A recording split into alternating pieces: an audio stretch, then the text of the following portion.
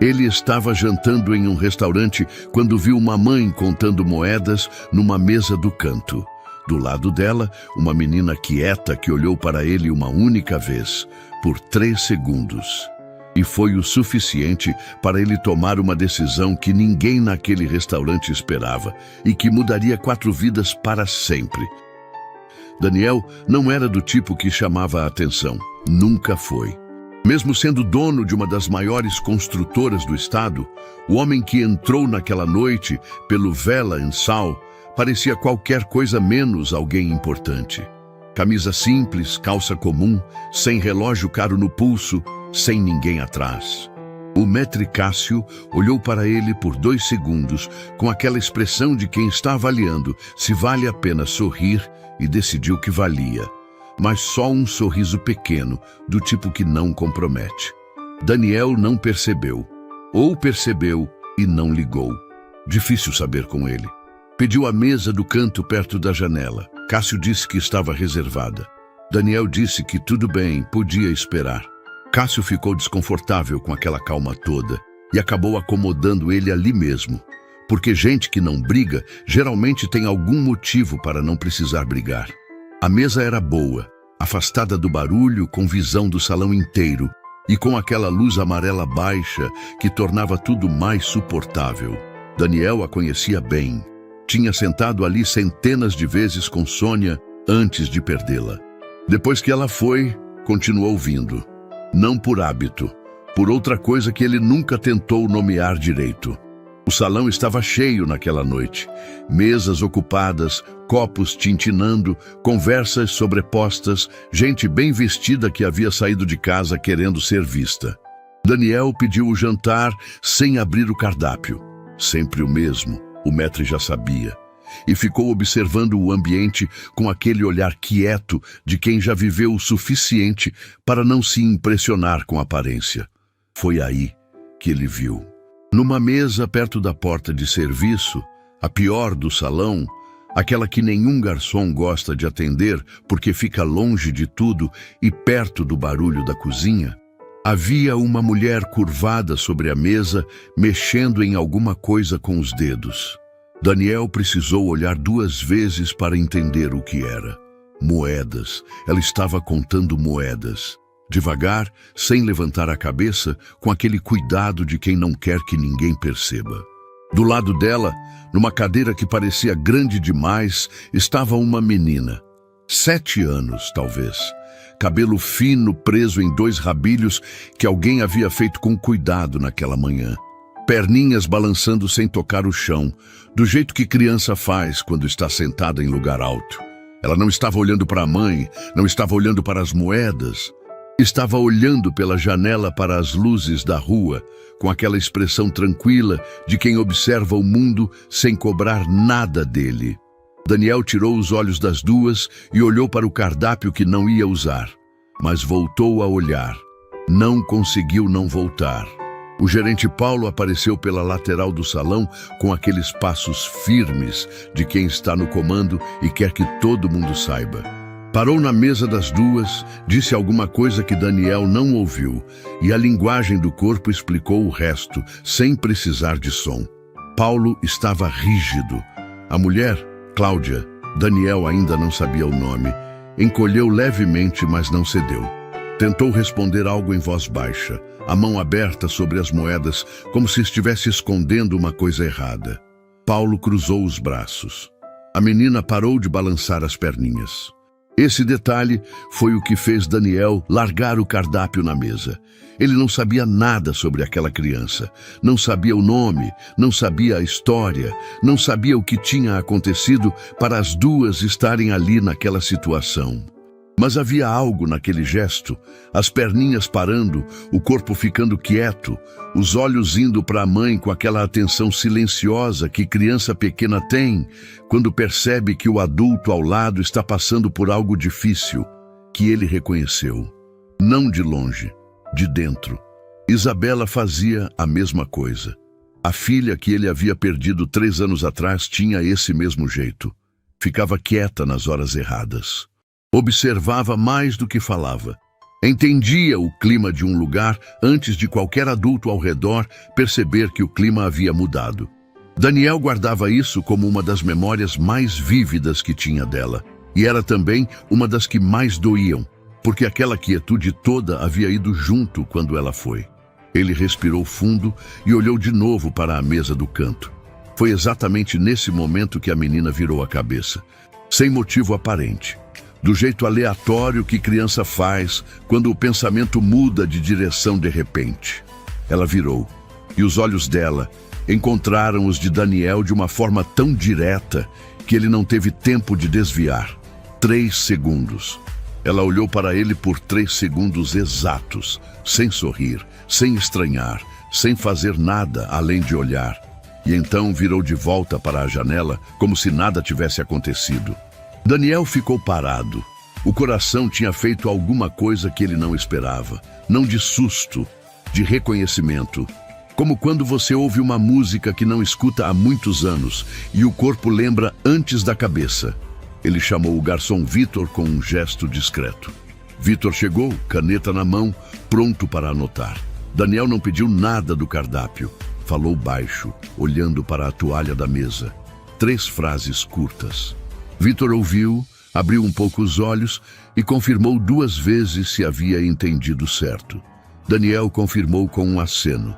Vitor fechou o caderninho e foi em direção à cozinha sem dizer mais nada. Daniel voltou a olhar pela janela. Lá fora, a cidade seguia, alheia. Dentro do Vela em Sal, Paulo ainda estava na mesa de Cláudia e a voz dele havia subido um pouco. O suficiente para a mesa ao lado parar de conversar por meio segundo. Cláudia mantinha a postura, mas as mãos estavam pressionando as moedas contra a mesa. E a menina estava olhando para a janela de novo, quieta, esperando a mãe resolver. Confiando que a mãe ia resolver. Daniel tirou do bolso da camisa uma foto pequena e gasta, de tanto ser dobrada e desdobrada. Olhou para ela por alguns segundos. Uma menina com cachinhos e um sorriso que tomava o rosto inteiro. Guardou de volta no bolso, devagar, e esperou Vitor voltar com os pratos. Paulo não era um homem que gostava de perder tempo. Tinha orgulho disso.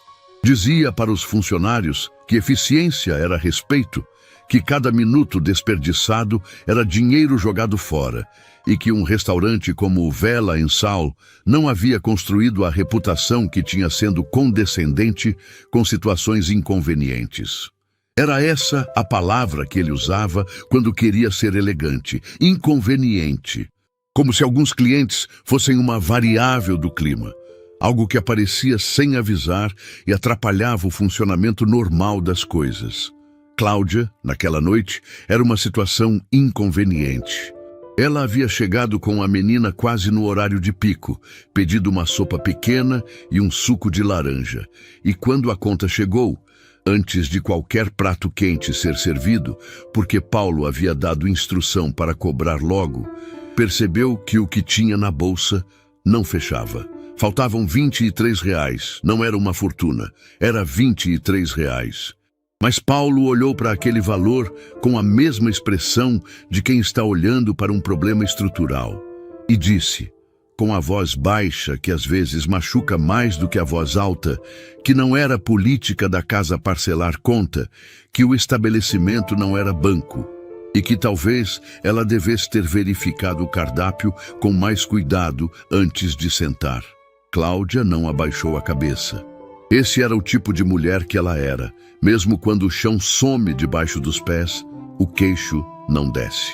Mas as mãos pressionavam as moedas contra a mesa com uma força que dizia tudo que a expressão do rosto recusava dizer. Ela falou que podia deixar o nome, o telefone, que voltaria no dia seguinte com o restante. Falou com firmeza, sem súplica. Do jeito de quem está acostumado a resolver as próprias batalhas sem pedir favor para ninguém. Paulo cruzou os braços e repetiu que não era a política da casa. A voz dele subiu um meio tom. Não foi um grito, não precisou ser.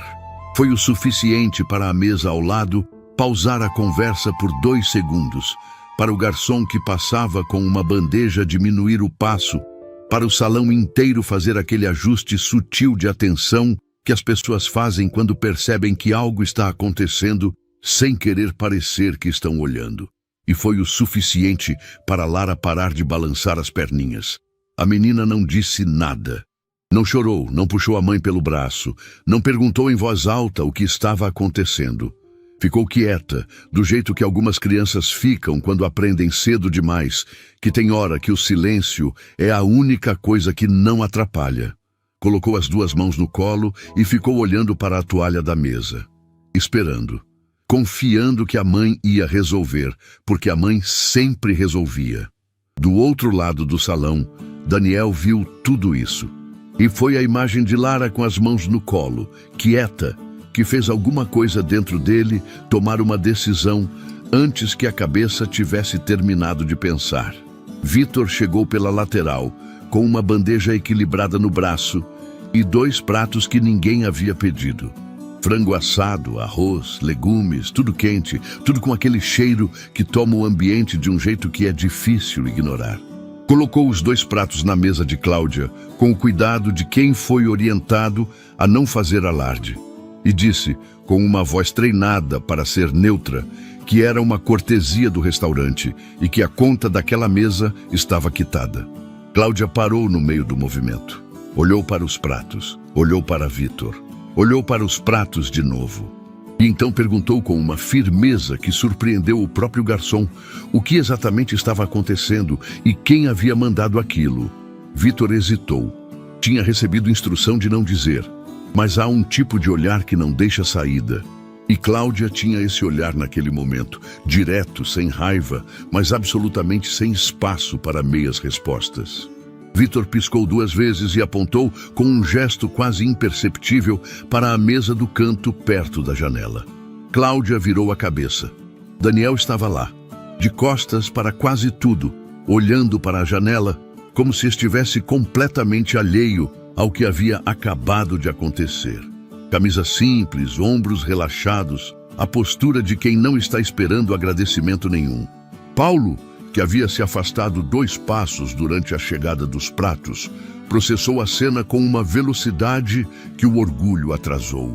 Quando entendeu o que tinha acontecido, que um cliente havia interferido, pago a conta de uma mesa que ele havia pressionado e instruído o garçom a anunciar isso em voz que mesas próximas podiam ouvir, sentiu o rosto esquentar. Foi até Vitor, segurou o braço dele longe das mesas e perguntou entre dentes quem havia autorizado aquilo. Vitor disse o número da mesa. Paulo soltou o braço do garçom e foi em direção ao canto com aqueles passos de gerente que aprendeu a caminhar como se estivesse sempre no controle, mesmo quando não está. Chegou na mesa de Daniel com o sorriso mais caro que tinha no estoque, aquele sorriso de relações públicas que não chega aos olhos, e começou a agradecer pela compreensão do cliente, pela generosidade, pelo gesto bonito, numa sequência de palavras que soavam bem, mas não diziam nada. Daniel deixou ele terminar. Depois, sem levantar o tom, sem tirar os olhos da janela, disse uma coisa só. Disse, o que você fez com aquela mulher você faz todo dia, só que hoje alguém viu. Paulo abriu a boca, fechou. A mesa ao lado ouviu. Não toda a frase, mas o suficiente para entender o tom. Uma mulher de cabelos curtos que estava sentada de frente para o corredor olhou para o marido. O marido olhou para ela e nenhum dos dois disse nada porque não era necessário. Paulo ficou parado por uns 3 segundos que pareceram mais longos do que eram, e então se recompôs o suficiente para murmurar que ia providenciar um pedido de desculpas formal à mesa. Daniel acenou com a cabeça, como se o assunto estivesse encerrado para ele, e voltou para o jantar que havia chegado enquanto tudo isso acontecia. Do outro lado do salão, o pedido de desculpas de Paulo a Cláudia foi a coisa mais torta e desconfortável que os garçons do Vela em Sal testemunharam naquele mês.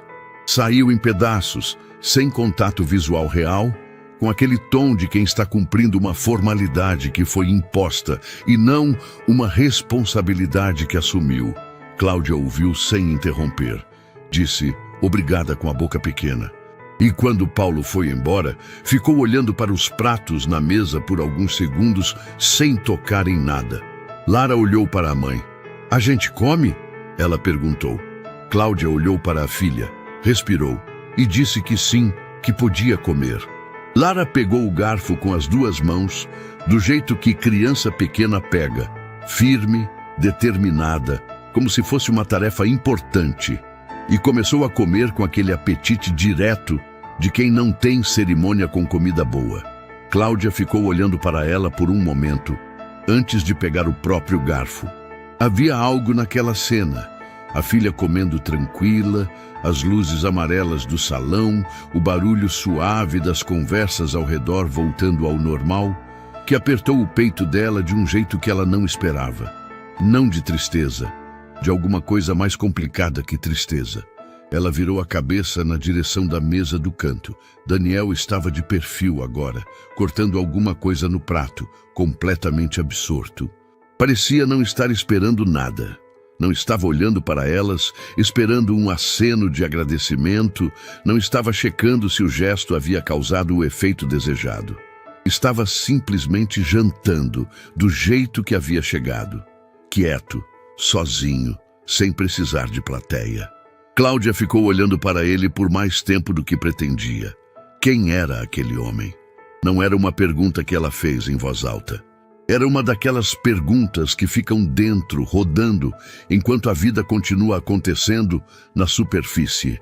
Ela voltou para o prato, comeu em silêncio ao lado de Lara, respondeu às perguntas pequenas da filha sobre o frango e sobre se podia pedir mais suco, e manteve aquela pergunta guardada num canto, enquanto o jantar foi até o fim. Quando os dois pratos estavam vazios e Lara estava desenhando formas na toalha de papel com o dedo, Cláudia olhou de novo para a mesa do canto. Estava vazia. Daniel havia ido embora. Ela não havia percebido o momento em que ele saiu. Não havia ouvido a cadeira raspar, não havia visto ele pegar o casaco. Simplesmente havia ido, do mesmo jeito quieto que havia chegado, sem despedida, sem chamar atenção. Mas Vitor havia visto. Vitor havia visto porque estava perto da saída quando Daniel passou. E havia visto também o momento em que Daniel parou, por 2 segundos, não mais que isso, ao lado da mesa de Cláudia e Lara. Não disse nada para a mãe. Olhou para Lara, que naquele momento estava com o garfo na mão, prestes a atacar os últimos pedaços de frango, e disse apenas, com uma voz baixa, que não era para todo mundo ouvir: "Aproveita, tá?" Lara olhou para cima, viu um senhor que ela não conhecia, e respondeu com um tá pequeno, e já voltou para o prato. Daniel saiu. Vitor ficou parado perto da porta por alguns segundos depois que ele foi. Havia algo naquela cena que ele não conseguia organizar direito na cabeça. O gesto, a frase curta, a forma como aquele homem havia entrado, interferido e saído sem fazer questão de existir para ninguém. E havia uma outra coisa, uma coisa pequena que Vitor carregaria por muito tempo sem saber bem porquê. No momento em que Daniel passou pela mesa e disse aquelas 2 palavras para Lara, a menina havia levantado a mão pequena. Um gesto rápido, espontâneo, de criança que ainda acena para todo mundo que passa, e acenou para as costas dele. Daniel não viu. Já estava caminhando para a porta de costas, sem saber. Mas Vitor viu. E achou que havia algo naquela imagem. Um homem que havia feito uma coisa boa, indo embora, sem saber que uma criança havia mandado um aceno para ele, que parecia um resumo de alguma coisa maior. Não sabia de quê, mas guardou. Do lado de fora, a noite fria da cidade recebia Daniel sem cerimônia. Ele botou as mãos nos bolsos, caminhou até o carro, entrou e ficou parado sem ligar o motor por alguns minutos. Tirou do bolso da camisa a foto pequena e gasta. Olhou para ela sob a luz fraca do interior do carro. A menina dos cachinhos com o sorriso que tomava o rosto inteiro. Isabela. Ficou assim por um tempo que não mediu. Depois guardou a foto, ligou o carro e foi embora. Naquela noite, enquanto dirigia, Daniel não pensou em negócios, não pensou em reuniões, não pensou nas obras que estavam em andamento. Pensou em 3 segundos, em um olhar, em perninhas que pararam de balançar no momento errado, e pensou sem querer, sem planejar, que ainda não havia terminado com aquela história. Só não sabia ainda o tamanho do que estava começando. Na manhã seguinte, Daniel chegou ao escritório mais cedo do que o costume. Não havia dormido mal, havia dormido pouco, que é diferente. Tinha ficado acordado não com pensamentos agitados, mas com aquele silêncio específico de quem está processando algo que ainda não tem nome. Chegou, fez o café ele mesmo sem esperar ninguém e ficou de pé perto da janela, olhando para a cidade que acordava lá embaixo, com a xícara nas mãos e a cabeça em algum lugar que não era ali. Renato chegou 40 minutos depois e encontrou o chefe nessa posição. Não era incomum. Havia aprendido a ler os silêncios de Daniel ao longo dos anos. Sabia quais pediam conversa e quais pediam que a pessoa ficasse quieta e trabalhasse. Esse era do segundo tipo. Deixou os documentos na mesa, foi até a própria sala e só voltou quando foi chamado. Foi chamado 1 hora depois. Daniel estava sentado, a xícara vazia do lado, e havia um celular na mesa com a tela virada para cima. Renato chegou, olhou para o celular e entendeu antes de qualquer explicação. Era um vídeo, 15 segundos filmado de longe com a câmera levemente torta, do jeito que vídeo de celular filmado às escondidas costuma ser. Dava para ver o salão do Vela em Sal, uma mesa no centro do quadro e um homem de costas dizendo algo para um gerente que estava visivelmente desconfortável. A qualidade não era das melhores, mas o suficiente para entender a cena. E o suficiente para, em menos de um dia, ter chegado até ali. Quantas visualizações? Daniel perguntou. Quando abri, pouco mais de 80 mil, Renato disse. Mas está subindo rápido. Seu nome ainda não aparece nos comentários, mas é questão de tempo. Daniel olhou para a tela por mais alguns segundos e então virou o celular para baixo. Não responde nada, nenhuma nota, nenhum comentário, nada. Renato anotou e foi sair. Renato, Daniel esperou o assistente se virar. Preciso que você descubra algumas coisas sobre uma pessoa. O nome eu não tenho. Mas estava no Vela em Sal ontem à noite, mesa perto da porta de serviço, com uma filha de uns 7 anos. Renato olhou para ele por um segundo a mais do que o necessário. Só isso? Perguntou. Só isso. Com discrição. Renato saiu sem fazer mais perguntas, porque era exatamente para isso que Daniel o pagava. Sozinho de novo, Daniel abriu a gaveta da mesa e tirou a foto. Não precisava abrir a gaveta para isso. A foto ficava no bolso da camisa durante o dia. Sempre. Mas naquela manhã, havia tirado do bolso assim que chegou e colocado na gaveta, porque havia algo em carregar ela tão perto depois da noite anterior que estava pesado de um jeito que ele ainda não sabia manejar. Isabela havia completado 7 anos num mês de inverno, 3 semanas antes de ir embora. Tinha feito uma festa pequena, do jeito que ela gostava. Poucas pessoas, bolo de chocolate e um tempo absurdo tentando ensinar o cachorro a usar um chapeuzinho de aniversário sem arrancá-lo. Daniel lembrava de cada detalhe daquele dia com uma clareza que doía. Lembrava da risada dela quando o cachorro finalmente ficou parado com o chapéu. Da farinha de trigo que foi parar no teto de alguma forma que nunca foi completamente explicada, de como ela havia abraçado ele no fim da tarde e dito, com aquela seriedade de criança que às vezes é mais profunda do que qualquer coisa que adulto fala, que aquele havia sido o melhor dia da vida dela. 3 semanas depois, ela havia partido. Uma infecção que avançou rápido demais, que os médicos não conseguiram conter a tempo, que não pediu licença nem deu aviso. Foi assim, do jeito que as coisas piores costumam ser, sem preparação, sem despedida organizada, sem tempo de entender o que estava acontecendo antes de já ter acontecido. Sônia havia ido primeiro, 2 anos antes de Isabela, de uma condição no coração que lutou por tempo e perdeu. Daniel havia perdido as duas mulheres da vida dele num intervalo que cabia numa janela de 3 anos. E o que havia sobrado não era exatamente amargura.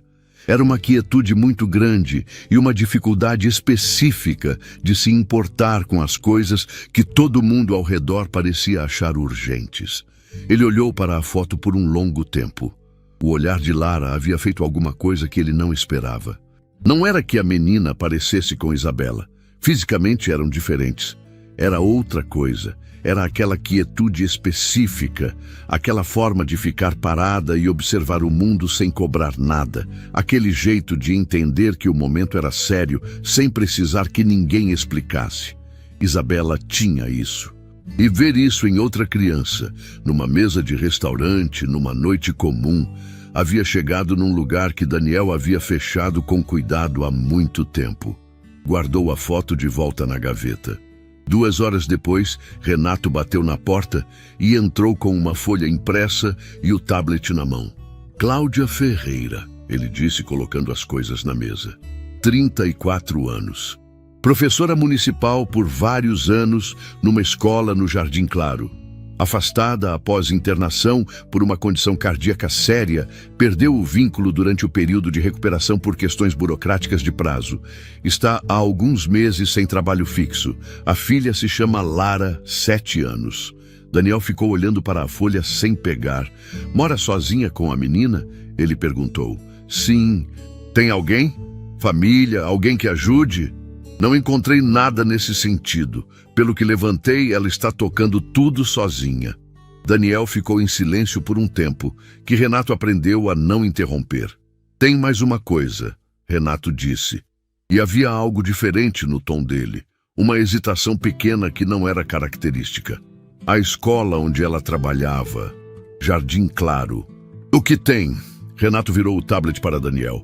Era uma foto antiga, digitalizada, com aquela qualidade levemente desbotada de imagem que foi tirada com câmera de filme e depois escaneada.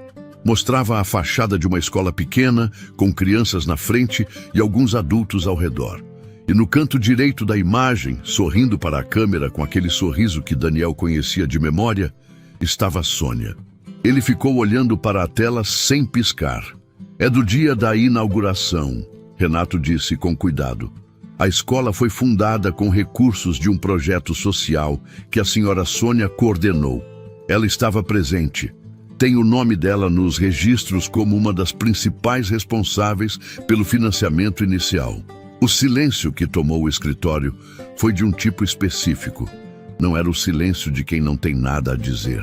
Era o silêncio de quem recebeu uma informação que reorganiza alguma coisa por dentro e precisa de um momento para que os pedaços se assentem no lugar novo. Daniel se levantou. Foi até a janela. Ficou de costas para Renato por um tempo que o assistente não mediu, mas que foi suficiente para ele discretamente colocar o tablet na mesa e dar um passo em direção à porta, entendendo que era hora de dar espaço. Renato, o assistente parou. Sônia fundou aquela escola. Daniel não estava perguntando. Estava dizendo em voz alta pela primeira vez, como se precisasse ouvir para acreditar. E Cláudia passou anos ensinando lá, sem saber de onde o dinheiro tinha vindo, sem saber quem estava por trás. Isso é o que os registros mostram. Daniel ficou mais um tempo olhando para a cidade lá embaixo. Então disse sem se virar, deixa os documentos na mesa, pode sair. Renato saiu e fechou a porta com cuidado. Sozinho, Daniel abriu a gaveta de novo. Tirou a foto de Isabela, colocou ao lado do tablet com a foto de Sônia na inauguração da escola e ficou olhando para as duas imagens lado a lado por um longo tempo. Sônia construindo um lugar que Cláudia foi encher de vida. Isabela com aquele olhar que Lara havia trazido de volta numa noite que parecia comum.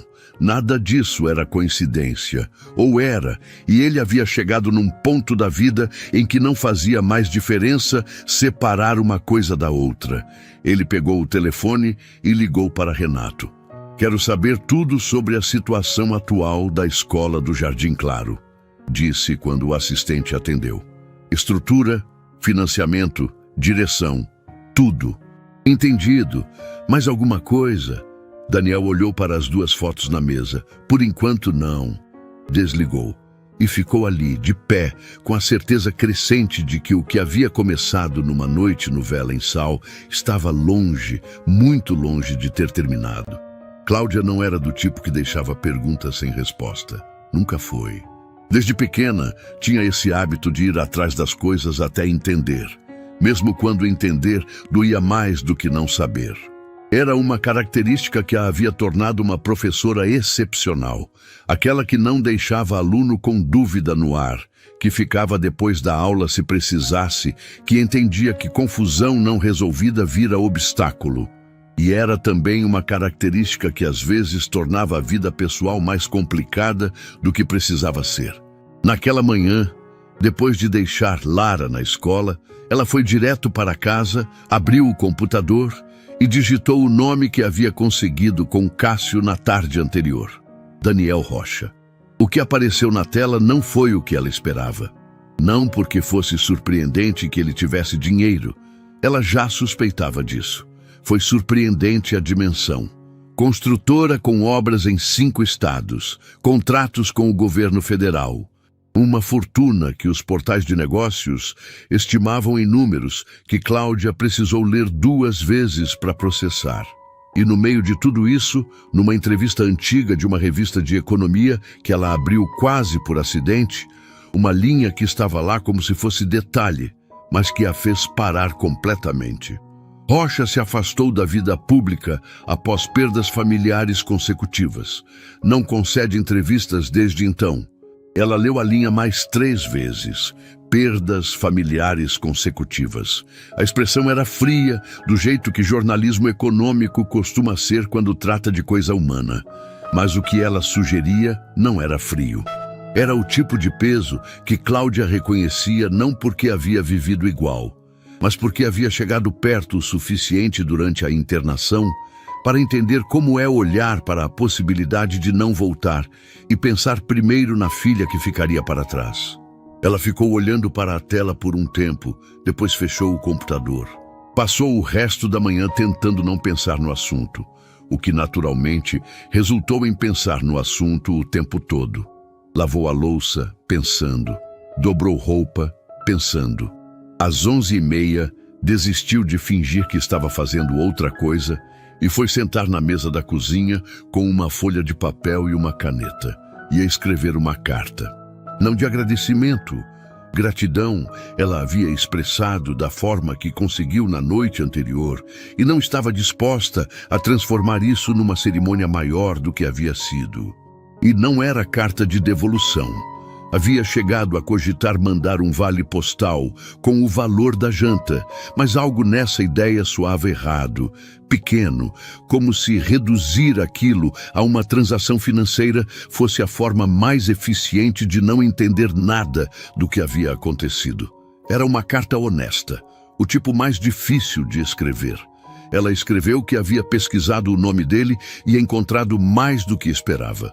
Que não estava escrevendo para impressionar nem para pedir nada, que entendia que ele havia feito o que fez por um motivo que não era obrigado a conhecer, mas que não conseguia simplesmente receber aquilo e seguir em frente sem ao menos tentar entender. Escreveu que tinha orgulho, o tipo de orgulho que às vezes atrapalha, ela admitia. E que aceitar ajuda sem compreender o contexto ia contra tudo que havia ensinado para si mesma ao longo dos anos. E escreveu no final uma coisa que não havia planejado escrever. Escreveu que havia lido sobre as perdas dele, que sentia muito, de verdade, sem cerimônia. E que se ele algum dia quisesse explicar o motivo pelo qual havia feito o que fez, ela gostaria de ouvir. Assinou com o nome completo e o endereço do prédio. Dobrou a folha, colocou num envelope e foi até os correios andando porque precisava do movimento para não mudar de ideia no caminho. A carta chegou ao escritório da Rocha em Base 2 dias depois e parou nas mãos de Renato, que tinha o hábito de filtrar a correspondência antes de levar para Daniel. Não por desconfiança, mas porque havia aprendido que Daniel não precisava de mais ruído do que o necessário. Leu a carta em pé no corredor e ficou parado por alguns segundos depois de terminar. Levou pessoalmente. Daniel leu de pé, no meio da sala, como havia feito com o relatório sobre Cláudia dias antes. Leu até o fim, voltou para o começo, releu o último parágrafo. Depois colocou a carta na mesa com um cuidado que Renato notou. Não jogou, não dobrou, colocou aberta, como se o papel merecesse espaço. Ficou em silêncio por um tempo. Ela foi aos Correios. Daniel disse mais para si mesmo do que para Renato. Escreveu à mão e foi aos Correios. Renato não respondeu porque não era uma pergunta. Pode sair, Daniel disse. Sozinho, ele leu a carta uma terceira vez. Havia algo na voz dela, porque carta escrita à mão tem voz, tem ritmo, tem os lugares onde a caneta hesitou, que era diferente do que ele esperava. Ele havia imaginado, sem perceber que estava imaginando, uma carta de agradecimento excessivo ou uma carta fria de devolução. O que chegou não era nenhuma das duas.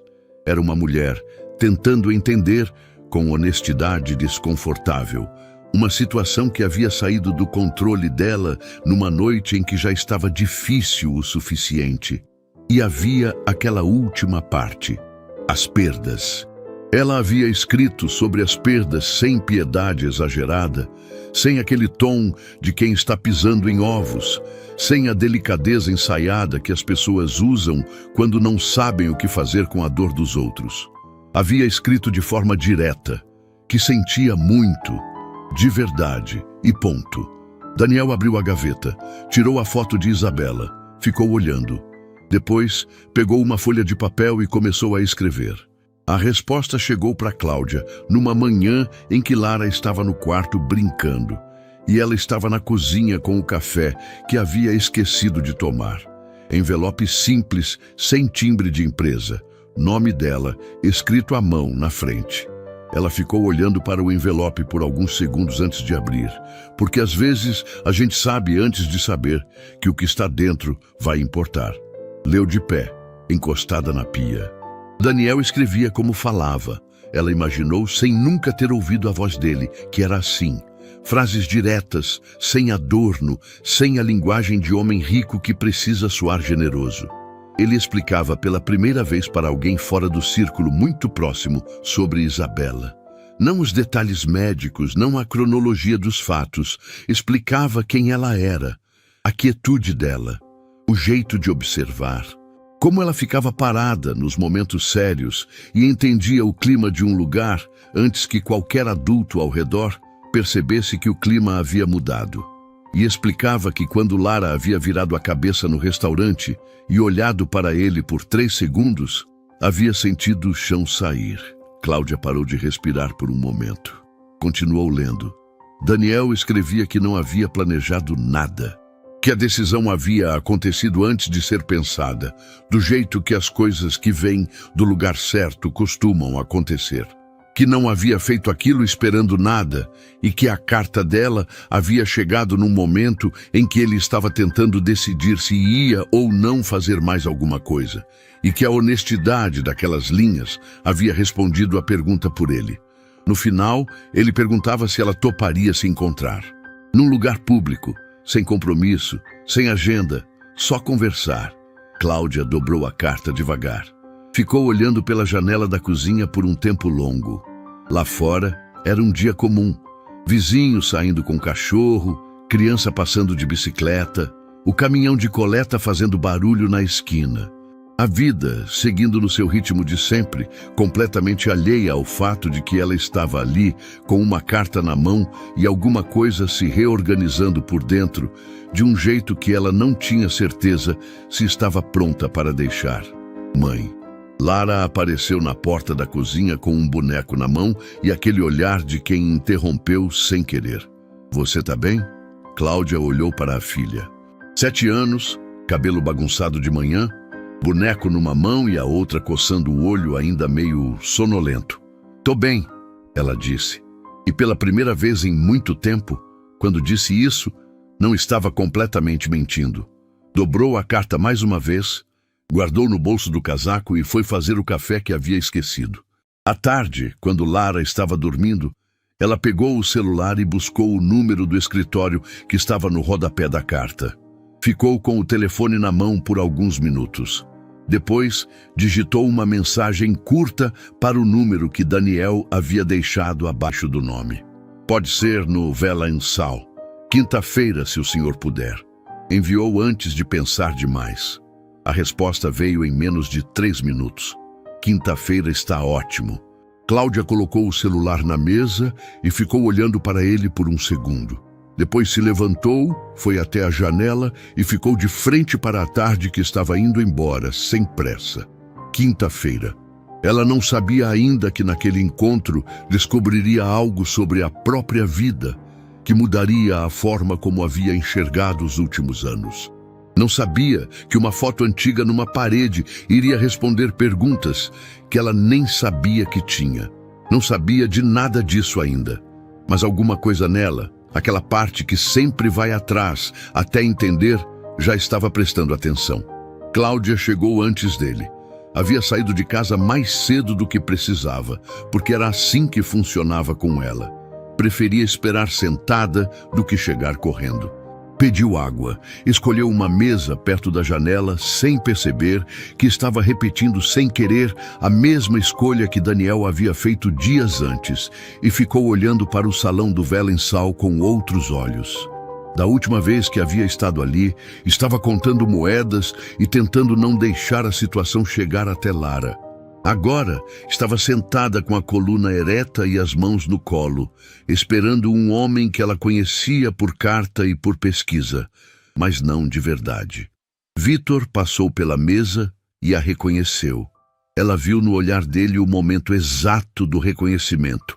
Um lampejo rápido, discreto, e ele apenas inclinou a cabeça com respeito antes de continuar. Não disse nada. Não era necessário. Daniel chegou pontualmente. Entrou pelo Velensal, do mesmo jeito que havia entrado na primeira noite, sem anunciar, sem fazer o ambiente se ajustar a ele. Viu Cláudia antes que ela o visse, porque ela estava olhando para a janela, e por 2 segundos ele ficou parado perto da entrada só observando. Havia algo diferente nela, sem a pressão daquela noite. A postura era a mesma, ereta, firme, mas o rosto estava mais aberto, menos em guarda. Ela virou a cabeça e o viu. Os dois não se cumprimentaram com abraço, nem com aquela familiaridade forçada que às vezes acontece quando pessoas que trocaram palavras importantes finalmente se encontram pessoalmente. Ele puxou a cadeira, sentou e disse boa tarde. Ela respondeu boa tarde. E por alguns segundos, nenhum dos dois disse mais nada, porque havia um volume grande de coisas não ditas no ar. E nenhum dos dois era do tipo que começa pelo lugar errado. Foi Cláudia quem abriu. Disse que havia relido a carta dele mais de uma vez, que havia partes que ela ainda estava tentando processar, e que queria entender, antes de qualquer outra coisa, se o que ele havia descrito sobre Isabela, sobre o olhar, sobre a quietude, sobre o chão saindo debaixo dos pés quando Lara havia virado a cabeça, era real ou era o tipo de coisa que as pessoas elaboram depois para dar sentido a um gesto que foi só impulso. Daniel olhou para ela por um momento. É real, ele disse. Simples, sem complemento. Cláudia assentiu devagar. Aceitou. Havia algo na forma como ele havia dito, sem drama, sem a necessidade de convencer, que soou mais verdadeiro do que qualquer elaboração poderia soar. Ela perguntou sobre Isabela, com cuidado, mas sem rodeios, do jeito que havia escrito na carta. Daniel contou. Não a cronologia dos fatos, não os detalhes clínicos. Contou quem ela era, a festa de aniversário, o cachorro com o chapeuzinho, a farinha no teto, a frase que ela havia dito no fim daquele dia, que havia sido o melhor dia da vida dela, e como ele havia guardado isso sem saber que ia precisar guardar por tanto tempo. Cláudia ouviu sem interromper. Quando ele terminou, ficou em silêncio por alguns segundos. Então disse que durante a internação, numa noite em que os médicos haviam dado uma notícia que não era boa, ela havia ficado acordada até de manhã, pensando não em si mesma, mas em quem cuidaria de Lara. Que roupa vestiria na escola? Quem trançaria o cabelo dela nos dias que ela não conseguia fazer sozinha? Quem saberia que ela não gostava de barulho quando estava com sono, mas fingia que estava bem? Não é a mesma coisa que o senhor passou, ela disse. Eu sei que não é, mas foi a primeira vez que entendi como é ter medo não pelo que vai acontecer com você, mas pelo que vai acontecer com alguém que depende de você. Daniel ficou olhando para ela. E Lara não sabia de nada. Nada, e não ia saber. Cláudia disse isso com uma firmeza que não era dureza, era proteção. Ela tinha 6 anos. Não era dela carregar isso. Daniel não respondeu, mas algo no rosto dele mudou de um jeito sutil. O reconhecimento de alguém que entende, sem que precise ser explicado, o peso específico de proteger uma criança de uma dor grande demais para o tamanho dela. O ambiente do salão seguia ao redor dos dois. Conversas de outras mesas, o movimento dos garçons, o cheiro de comida que chegava da cozinha em ondas. Mas havia uma bolha ali naquela mesa perto da janela que parecia separada de tudo isso. Foi nesse momento que Vitor se aproximou discretamente para perguntar se queriam pedir alguma coisa. Daniel pediu café. Cláudia pediu o mesmo. E quando Vitor foi embora, Daniel olhou para a mesa por um segundo antes de dizer que tinha uma coisa que queria mostrar a ela. Tirou do bolso interno do casaco uma foto impressa, não a foto de Isabela, outra. Colocou na mesa e empurrou levemente na direção de Cláudia. Era uma imagem antiga, levemente desbotada. A fachada de uma escola pequena, crianças na frente, adultos ao redor. E no canto direito da imagem, sorrindo para a câmera, uma mulher que Cláudia não reconheceu imediatamente. Levou 3 segundos. 3 segundos para o cérebro conectar o rosto da foto com uma memória de anos atrás. Um dia de inauguração, sol forte, crachá no pescoço, a sensação de estar começando algo que ia importar. E uma mulher elegante que havia percorrido toda a extensão da escola, abraçando cada funcionário na entrada e dizendo para cada um que aquele lugar ia mudar vidas. Cláudia sentiu o ar sair dos pulmões de uma vez. Ela estava lá, Cláudia disse, e a voz saiu diferente, menor, como se o volume tivesse sido ajustado por conta própria. Eu estava lá nesse dia. Eu era professora recém-contratada. Ela olhou para Daniel. Essa mulher me abraçou na porta. Sônia, Daniel disse, minha esposa. O silêncio que veio depois foi de um tipo que Cláudia nunca havia experimentado antes. Não era silêncio de constrangimento nem de vazio. Era o silêncio de quando alguma coisa muito grande se encaixa de uma vez e o corpo inteiro precisa de um momento para processar o tamanho do que acabou de acontecer. Ela havia passado anos dentro de uma escola que a esposa de Daniel havia construído. Tinha dado aulas dentro daquelas paredes sem saber de onde tinha vindo o dinheiro que as ergueu. Tinha amado aquele lugar. A sala de leitura, que Sônia havia insistido em incluir no projeto, os azulejos coloridos no corredor, que eram ideia dela, a política de porta aberta para os pais, que havia sido implantada no primeiro dia. Tudo aquilo havia sido Sônia, e Cláudia havia vivido dentro disso por anos, sem saber o nome de quem havia tornado possível. Eu não sabia, ela disse. Não era desculpa, era espanto. Eu sei, Daniel respondeu. Ela não colocava o nome em nada.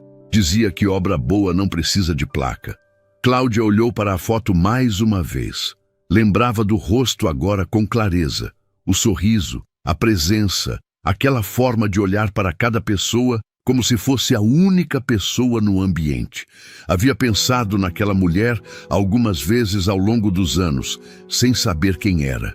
Havia guardado aquele dia de inauguração como um dos mais bonitos da carreira, por causa do jeito que aquela mulher havia tratado cada funcionário na entrada como se fossem os responsáveis por algo grandioso. Eram, e ela havia sido uma deles. Os cafés chegaram. Nenhum dos dois tocou nas xícaras. Quando a escola perdeu o financiamento, Cláudia disse devagar, e eu fui afastada por causa da internação. Não sabia que tinha relação com... Não tinha. Daniel interrompeu com cuidado. Sônia já havia partido. O financiamento caiu por falta de gestão depois que ela foi. Não foi decisão de ninguém, foi descuido. E eu demorei para perceber porque eu também estava... Ele parou, escolheu a palavra. Ausente. Cláudia entendeu o que cabia nessa palavra. Entendeu tudo que ela não estava dizendo. Ficaram em silêncio por um momento que nenhum dos dois tentou preencher. Lá fora, através da janela, a cidade seguia no ritmo de sempre. Mas dentro daquele salão, naquela mesa, dois estranhos que haviam sido ligados por fios que nenhum dos dois havia escolhido ou percebido, estavam sentados frente a frente pela primeira vez. E nenhum dos dois era mais completamente estranho ao outro. Daniel olhou para a foto de Sônia ainda aberta na mesa entre eles. Ela ficaria feliz em saber que você estava lá, ele disse. Cláudia não respondeu, mas não desviou o olhar da foto. E foi a primeira vez, em muito tempo, que ela não sentiu necessidade de dizer nada para preencher o silêncio. Nos dias que se seguiram ao encontro no Velensal, Cláudia ficou com aquela foto na cabeça. Não a foto impressa que Daniel havia colocado na mesa. Essa, ela não havia pedido para guardar, porque não era dela guardar. Era a memória da foto.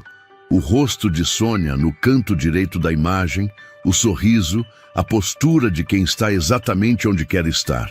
E a sobreposição inevitável com a memória real. Aquele dia de inauguração, o sol forte, o abraço na porta, as palavras ditas de um jeito que Cláudia havia carregado sem saber de quem vinham. Tinha uma estranheza boa nisso. O tipo de estranheza que não desconforta, mas reorganiza. Como quando você descobre que uma música que te acompanhou por anos foi escrita por alguém que você acabou de conhecer. O significado não muda, mas ganha uma camada que antes não estava lá. Ela havia voltado para casa naquela tarde andando, mesmo com o caminho longo, porque precisava do movimento para organizar o que estava dentro. Lara estava na casa da vizinha Dona Beth, que às vezes ficava com ela nas horas que Cláudia precisava de um tempo. Quando foi buscar a filha, Lara apareceu na porta com tinta guache no cotovelo e uma história comprida sobre um desenho que havia feito e que era, segundo ela, o melhor desenho da vida dela. Cláudia ouviu cada detalhe do caminho até em casa, respondeu nos lugares certos e só quando Lara foi tomar banho, ficou parada na cozinha com a bolsa ainda no ombro, olhando para o nada. Sônia havia fundado a escola onde ela havia ensinado. Daniel havia pago o jantar daquela noite. E Lara havia olhado para ele por 3 segundos com um olhar que ele havia reconhecido como o da filha que havia perdido. Nada disso havia sido planejado por ninguém. E era exatamente isso que pesava. Não de forma ruim, mas do jeito que pesam as coisas que são grandes demais para caber em lógica. 2 dias depois, uma carta chegou. Não era de Daniel. Era da Escola Municipal Jardim Claro. Papel timbrado, assinatura da diretora Senhora. Norma, linguagem formal, mas com aquele calor específico de quem escreve com intenção e não só com protocolo. Comunicava que a escola havia recebido um novo aporte de financiamento, que estava passando por uma reestruturação completa e que havia uma vaga de coordenadora pedagógica sendo criada, e que o nome de Cláudia Ferreira havia sido indicado para a posição. Não mencionava de onde vinha a indicação. Não mencionava nenhum nome além do dela. Cláudia leu a carta 2 vezes na mesinha da cozinha, com Lara do lado comendo pão com manteiga antes da escola e completamente alheia ao que estava acontecendo do outro lado da mesa. Dobrou o papel com cuidado, guardou no envelope e passou o dia inteiro com aquilo no bolso sem falar com ninguém. À tarde, quando Lara estava fazendo tarefa no quarto e a casa estava naquele silêncio produtivo que Cláudia gostava, ela pegou o celular e mandou uma mensagem para Daniel. Curta, direta, do jeito dela. A carta da escola chegou. Precisamos conversar. A resposta veio rápido. Pode ligar quando quiser.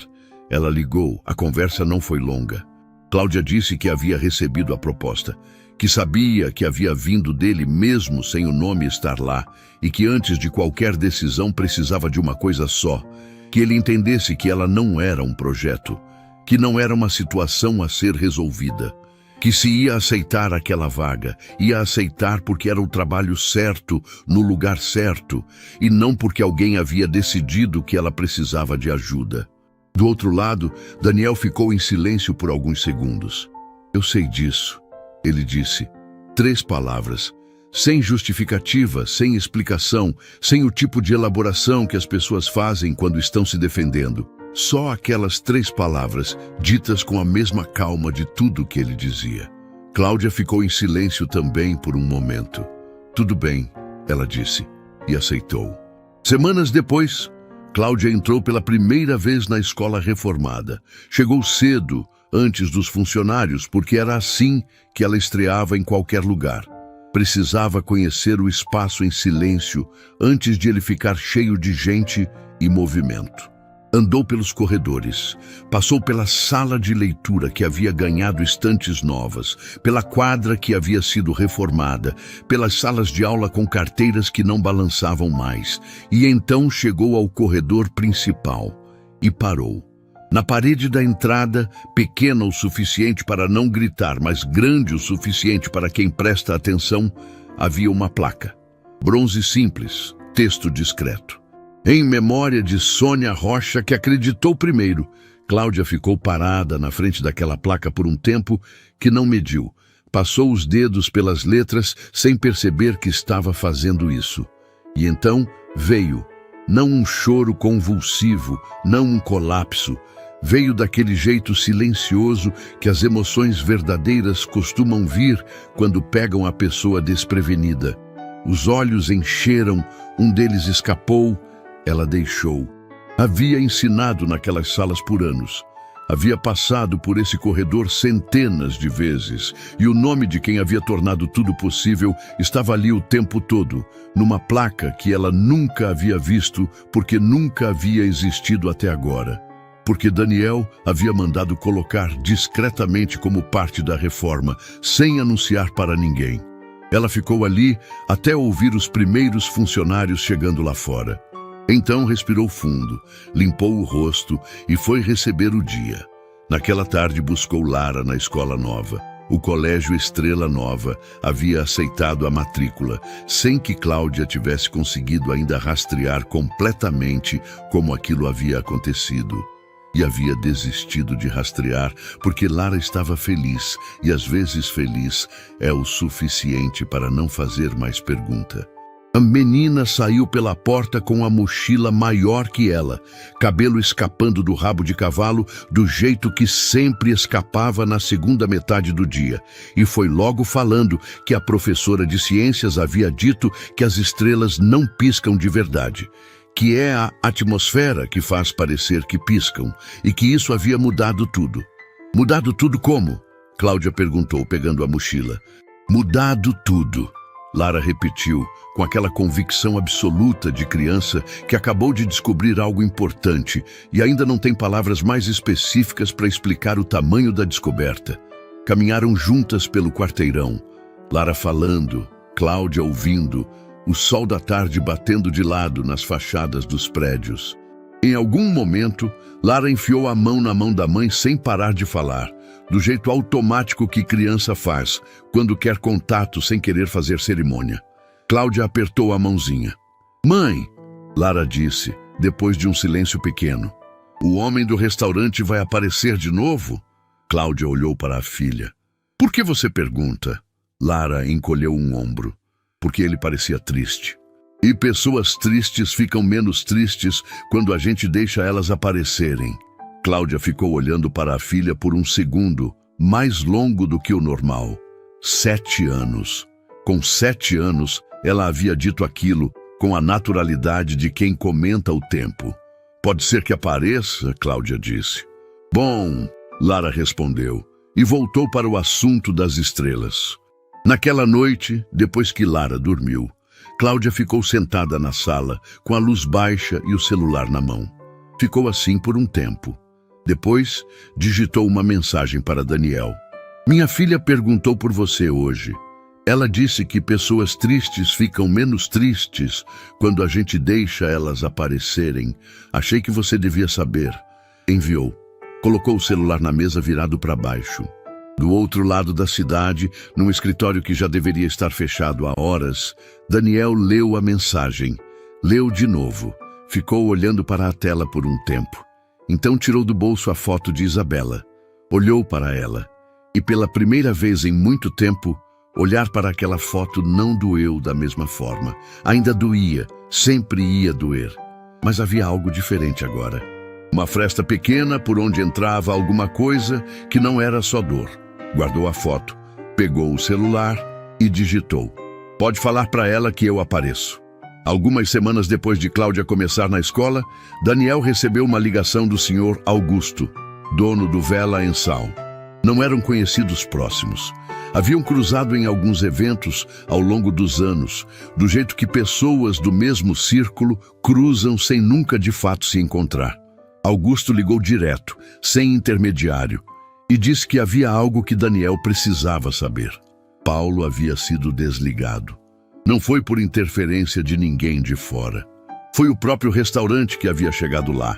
Uma combinação do vídeo que havia circulado, de relatos que outros clientes foram encorajados a registrar depois que o vídeo abriu a porta, e de uma auditoria interna que Augusto havia pedido depois de perceber que o problema não era episódico, era padrão.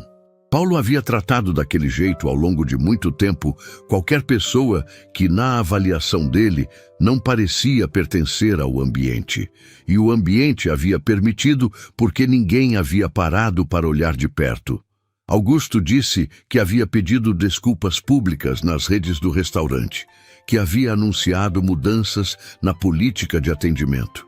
E que havia uma coisa específica que queria que Daniel soubesse, que Vitor havia sido promovido a chefe de salão, porque na noite em que tudo havia começado, foi Vitor quem havia feito a coisa certa sem precisar que ninguém mandasse. Daniel ouviu tudo, agradeceu a ligação e desligou. Ficou em silêncio por um momento no escritório vazio. Havia algo que fechava ali, não de forma barulhenta, não com fanfarra. Fechava do jeito quieto que as coisas certas costumam fechar, sem precisar de plateia. Naquela mesma semana, Daniel foi ao Vela em Sal numa tarde em que não havia combinado nada com ninguém. Só queria sentar na mesa do canto, tomar um café e ficar um tempo naquele lugar que havia mudado alguma coisa nele de um jeito que ainda estava entendendo. Vitor o reconheceu na entrada, não com o lampejo discreto de antes. Dessa vez se aproximou, estendeu a mão e disse que era uma honra recebê-lo de volta. Daniel apertou a mão, perguntou pela promoção e Vitor sorriu com aquele sorriso de quem trabalhou para chegar onde está e sabe disso. Daniel pediu café e foi sentar. Vitor trouxe o café pessoalmente, colocou na mesa e quando foi se afastar, parou. Ficou parado por um segundo com a bandeja debaixo do braço, olhando para o tampo da mesa, como se estivesse pesando alguma coisa internamente. Posso falar uma coisa? Ele disse. Daniel indicou a cadeira do lado. Vitor sentou na beirada, como quem não quer ocupar espaço demais. Naquela noite, Vitor começou, quando o senhor saiu, eu estava perto da porta. Daniel esperou. O senhor parou na mesa delas, falou com a menina e foi embora. E ela, Vitor parou por um segundo, não de hesitação, de cuidado, do jeito de quem está carregando uma imagem com atenção para não deixar cair. Ela levantou a mão e acenou. Para as costas do senhor. O senhor já estava de costas, indo embora, não viu, mas ela acenou. O silêncio que veio depois foi diferente de todos os silêncios da história. Daniel ficou completamente parado. Não virou o rosto, não piscou. Ficou olhando para a xícara de café na mesa à sua frente, como se precisasse de um ponto fixo para se ancorar enquanto aquela informação encontrava o lugar dela por dentro. Lara havia acenado para as costas dele, sem saber quem ele era, sem entender o que havia acontecido naquela noite. Com 7 anos e aquela naturalidade de criança que ainda acena para todo mundo que passa, porque o mundo ainda não ensinou que tem gente que não merece aceno. Fiquei pensando nisso muitas vezes, Vitor disse baixinho. Achei que o senhor devia saber. Daniel demorou alguns segundos para responder. Quando falou, a voz saiu diferente. Não quebrada, mas com uma textura que não estava lá antes. Obrigado, ele disse. De verdade. Vitor assentiu, pegou a bandeja e foi embora com a discrição de sempre. Deixou Daniel sozinho na mesa do canto, com o café esfriando e aquela imagem nova instalada num lugar dentro dele que havia ficado muito quieto por muito tempo. Isabela também fazia isso, acenar para quem estava indo embora, mesmo quando a pessoa não via. Daniel lembrava de manhãs em que saía cedo para o trabalho, e ela ainda estava na janela do quarto. Ele já havia chegado ao carro, já estava entrando, e quando olhava para cima, ela estava lá, mãozinha levantada, sorrindo. Ele sempre via, sempre acenava de volta. Dessa vez, não havia visto, mas Lara havia acenado do mesmo jeito, com a mesma generosidade simples de quem dá sem calcular se vai receber de volta. Daniel tirou do bolso a foto de Isabela, colocou na mesa do lado da xícara. Ficou olhando para ela por um tempo longo, com o salão do Vela em Sal seguindo ao redor. Conversas, movimento, a vida continuando no ritmo de sempre. Eu vi dessa vez, ele disse baixinho para a foto para ninguém, para ela. Pode ficar tranquila que eu vi. Guardou a foto, tomou o café que já estava frio e pegou o celular para mandar uma mensagem para Cláudia. 3 dias depois, os 3 estavam no Vela em Sal.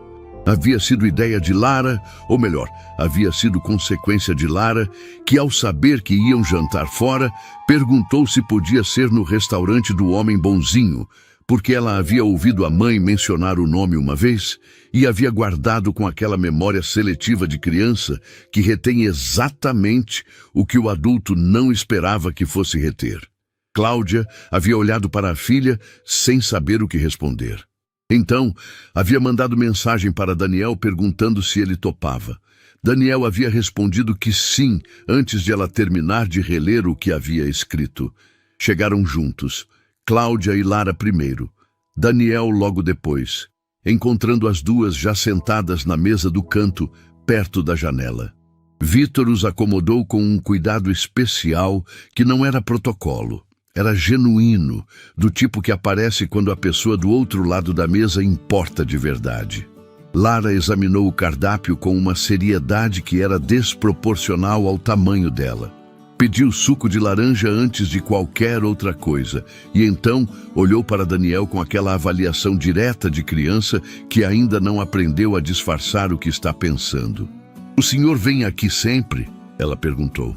"Às vezes", Daniel respondeu. "Sozinho?" "Antes, sim." Lara considerou a resposta com a cabeça levemente inclinada.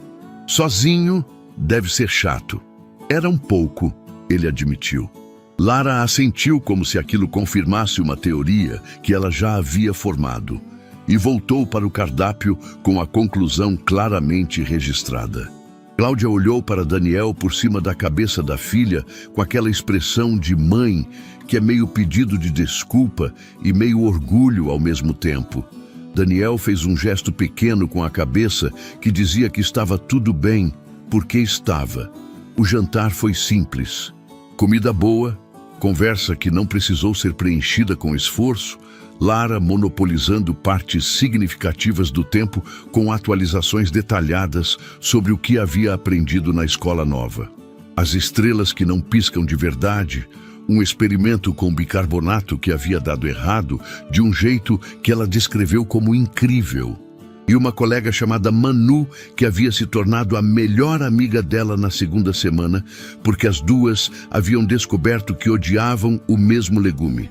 Daniel ouviu tudo, respondeu nos lugares certos.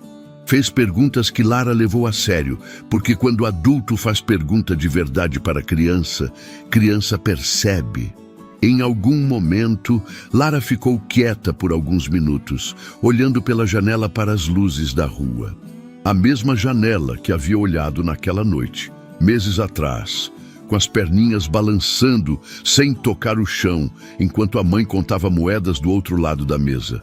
Cláudia acompanhou o olhar da filha. Depois, olhou para Daniel.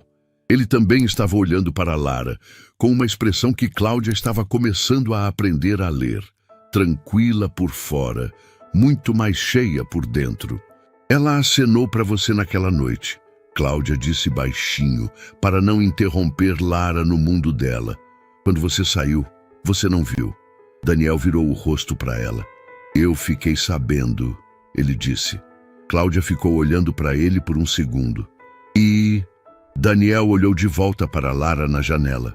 Para aquela menina de 7 anos que acenou para as costas de um estranho sem esperar nada, porque ainda não havia aprendido que o mundo às vezes não merece o que a gente oferece de graça. E foi o suficiente, ele disse, para tudo.